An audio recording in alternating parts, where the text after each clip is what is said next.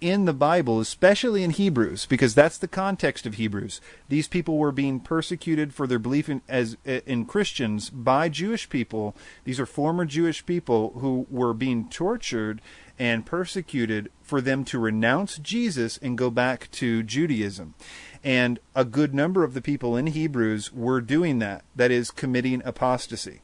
And the whole letter is about that. The entire thing is, look, guys, let's talk about this. What's going on?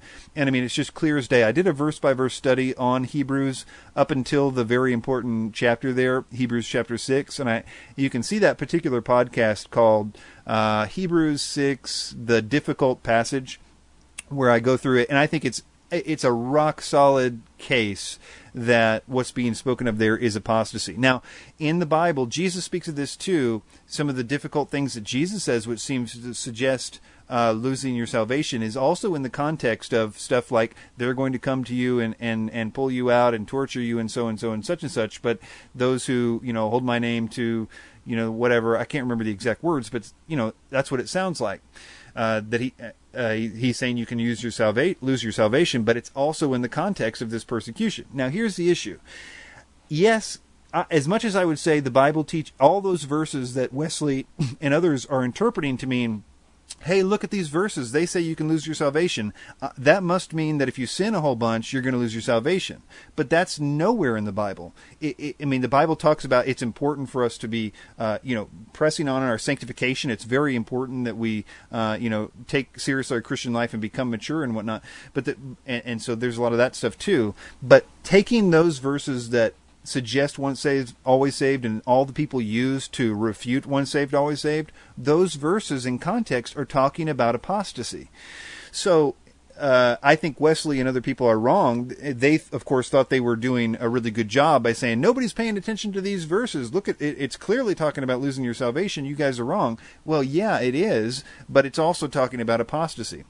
So I would say that's the key issue here. And here's another cool thing about this, and I talk about this in that the Difficult Passage podcast, or Hebrews 6 on my old podcast, Verse by Verse Bible Teaching, is that it even uses the words to show that exact thing, the thing that the Bible warns about not to do or you will lose your salvation, is the exact thing that Peter did.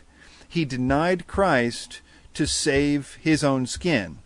And if you look at all the details, that's what it's warning you not to do. Look, in the face of persecution, you do not deny Christ, etc., etc. That's what Peter did. And that explains the detailed stuff that Jesus says to Peter, I've prayed for you that your faith will not fail. And when you have been restored, feed my sheep and all the rest of it. And that whole thing at the end of John, do you love me? Yes. Feed my sheep. Do you love me? Yes. Feed my lambs. Do you love me? Yes. That whole sort of restoration of him at the end of John after that apostasy.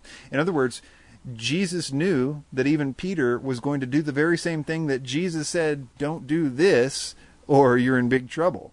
And we have an example of somebody doing that exact same thing, and Jesus restores him still. And so this was a big question in the early church because there was a lot of persecution going on where people were denying Christ to save their life. Isn't it weird that like every single tyrant in the world will let you go free from the torture prison as long as you deny Christ? I mean, everybody seems to thought that was a good idea, from the Romans, on up to the Catholic persecutions and so on and so forth. Even modern day persecutions with Muslims. Deny Christ, you can get out of here. So Satan wants people to deny Christ. There's no doubt about it, and I think that's why. But here's the early church debated if a person saved their lives or saved from being tortured or killed by denying Christ, can they come back to the church? That was their big question. Have they committed apostasy, and should we accept them now? And the ultimate idea was that they could because of Peter and other issues. Now, there was some division and whatnot. So I think that's what's going on. I guess the last thing was I did listen to your recent interview on Canary Cry, and I think Dan has too, or at least part of it. But can I just say? Yeah, go ahead, Dan. I appreciate that you think that a person can change their theological view and they don't have to be married to it. I mean, since when did anyone read the Bible and get it the first time? Just saying. Oh yeah. Anyway, sorry. Go ahead, Sam. Yeah, no, I appreciate that too. So in regards to the alien deception and kind of with the new book, False Christ, that you wrote, you do still consider it to be a possibility, but just not like the main focus of a deception. No, I don't consider it to be the main focus of deception, though it is possible. And I mean, like I said in that interview, I think that it's a really good idea if Satan wanted to use it, if his goal was to deceive the whole world in order to, like, go into a new religion focused around aliens, or if he claimed to have something to do with aliens. If he wanted to change everybody's religion by just sheer awe, that would be a really great way to do it. I don't see anything in the Bible saying that. And I think that there's a tendency to see whatever it is that you kind of came out of as the worst, as what the end times are going to be like. Let's see if I can explain what I mean. Like, there's a good analogy maybe would be if you came, like, from the New Age is a good example, just one that I know. If you came out of the New Age, you're going to believe, because you saw how powerful the deception of the New Age was, you're going to be like, I think that in the end times, everybody, Satan's going to find a way to make everybody New Age.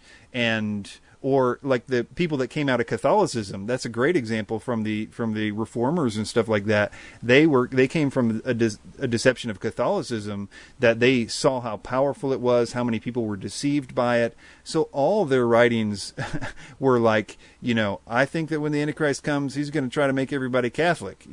That's what they had to do, because they came out of it and perceived it as the biggest deception. Or the Muslim thing is another example. Muslims are big, bad, and scary, or whatever. So, I think when the Antichrist comes, he's going to make everybody a Muslim, because they're scared of that and they see it's deceptive and growing or whatever.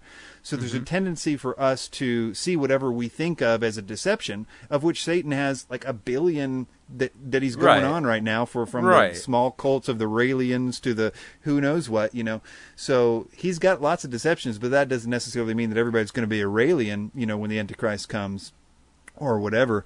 I say Raelian like that cult, not that worships aliens or whatever, but you know what I mean. So, but to back it all up, I do think that I leave open the possibility, and I've done a lot of videos and other kinds of works and presentations in which I strongly argued the case that there would be an alien deception in the end times.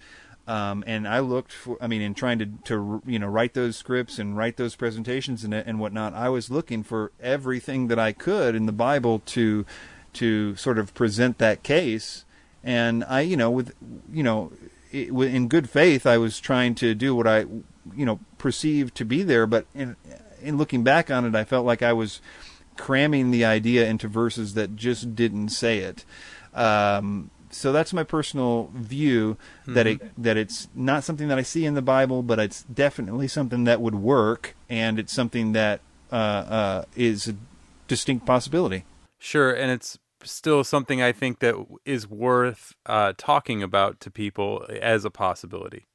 Yeah, and it is because of this reason alone, because like everything else, whether it's alien abductions or deceptions, Satan is using all the alien stuff, ancient aliens and alien deception stuff with abductions and false stuff and crop circles or whatever else. He's using all that stuff to deceive a bunch of people and to get them away from Christianity, which the message of the whole alien thing is anti-Christian, at least if not explicitly with the stuff the aliens are supposedly saying to people about, Jesus isn't real and the Bible isn't real or whatever they say, or the anti-Christian bias of the show Ancient Aliens. All that stuff is overtly anti-Christian, so it's making people reject Christianity on its face, but also the unspoken sort of nature of it. Well, if there's aliens out there, then none of the stuff in the Bible is true, and the rest of that kind of stuff that you just sort of assume if it's true. So Satan's got this really good gig going on where he's just doing a whole bunch of bad stuff. In the same way, he's got a really good gig going over here with the Mormons, Yeah. And he's saying all kinds of ridiculous stuff and has nothing to do with that, but he's got a good gig going. So it's important to talk about that like it's important to talk about the Mormons or the JWs or whatever. Right, so it's just kind of like his different denominations. deceptions. Yeah, I guess so. And the fact that, if people are dealing with they need to know aliens or demons, I think that in itself is a topic that is a really profitable thing in terms of when people are experiencing demonic stuff, which is basically sleep paralysis. When we talk about alien abductions, I mean, read the cases; they are the exact same thing as sleep paralysis. But when I think there's a certain level where people take that too far, the aliens or demons idea, and they assume that everything is true. There is UFOs flying around, and they got aliens in them, and and there is, all this stuff is totally real. All the UFO sightings and everything else, they're just demons. So I don't think that's true. I think that saying aliens or demons is very profitable when it comes to these attacks that people are experiencing. But when it comes to stuff in the sky or whatever, the stuff that we can't have any idea about what's in there, or if it's real, or if it's government, or if it's whatever, in that case, it's not good to just assume that aliens are real and they're demons and they have a mission. In other words, I don't think there's a bunch of craft with a bunch of aliens in it getting ready to that are demons that are about to cause some deception. Because everything that I see that them, when we have cases of them actually doing something and people encountering them, it is exactly the same thing. All those elements are the exact same things that happen in sleep paralysis. And that's why John Mack at Harvard, when he did the first study about alien abductions, showed that all those people were into the occult. They were like really, really into the occult, the people that were getting these real attacks. So, in other words, I think it's real for them, and they are real. Demons are not just, wisps of smoke when you're having an alien abduction attack. In other words, sleep paralysis, when it's severe, when you have open doors to the level of like the Satanists in those alien abduction studies or whatever, then it's as real as anything else. They're going to be able to torture you and get you in kind of like a holodeck kind of thing and show you, all the stars and you're in a spaceship and the rest of it. Because severe sleep paralysis is exactly the same thing. You can't move. You're in a different place. You're seeing whatever they want you to see as they tell you whatever they want to tell you. So, and when you say, cry out in the name of Jesus, everything disappears and you're in your bed again. You weren't in a spaceship. You know what I'm saying? That wasn't real any more than the demon is actually your dead relative or whatever. Right. Yeah. I have a follow-up question now, since we opened the can of worms about, the deception, and I've been curious about this with you. What is your take on Peter Goodgame, Rob Skiba, Nimrod, and his role as being a potential candidate for the Antichrist, or do you see him as like an archetype? Do you see the possibilities, like, they found like his DNA or something, they're going to make it part of the Antichrist? What do you think's going on there, if anything? Okay, yeah, that's a good question. I will say, I want to quote you something from Peter Goodgame that he says. Let's see if I can pull it up.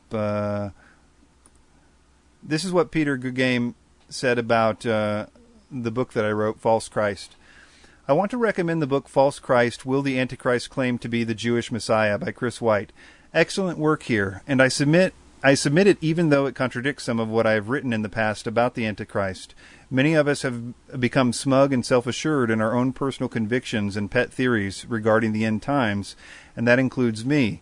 This book will challenge you. After reading this book, it's clear to me that many of our preconceptions about the Antichrist's relationship with Israel are wrong, and many well-meaning evangelicals are actually being set up so that their passions and prejudices will end up serving the dark side. Here's a link to this crucial book that is important, So Peter Goodgame, for him to say that was pretty intense, because I have a chapter in that book, for example, Will the Antichrist be an Assyrian, in which I, went through all the passages which supposedly say that, and, piece by piece showed that's not what this is saying. So for him to say that was a pretty amazing thing. I mean, I haven't, shared that on a podcast or anything, and I didn't want to do it because I didn't know. I mean, he sent that out to his email list, but I didn't want to make a big deal about it. But I do think that's significant. I think that the idea that the Antichrist will be an Assyrian is just totally not in the Bible. And I have a podcast called, you can probably look it up because it's the same thing in the book, Will the Antichrist be an Assyrian, in which I go through that. But